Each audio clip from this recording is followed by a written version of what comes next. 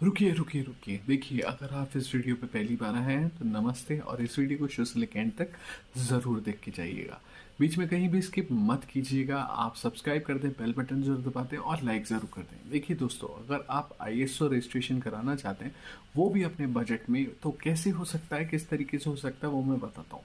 देखिए आईएसओ दो तरीके के होते हैं, ऑडिटेड, नॉन ऑडिटेड। ऑडिटेड बहुत ज़्यादा कॉस्टली होते हैं और नॉन ऑडिटेड थोड़े कम कॉस्टली होते हैं। दूसरी कैटेगरी आती है आईएफ और नॉन आईएफ। तो देखिए, अगर आप अपनी ज़रूरत के हिसाब से ये जान जाए कि आप नॉन आईएफ से भी अपना काम चला सकते हैं, तो आप उसको ज़रूर लीजिएगा। हालांकि कुछ कंडीशन ज़रूर होती हैं आईएफ और नॉन आईएफ के रजिस्ट्रेशन के डिफरेंस में, और उनकी कंडीशंस ये होती है कि हाँ जी, वो किस पर्पज़ के लिए लिए जा रहे हैं।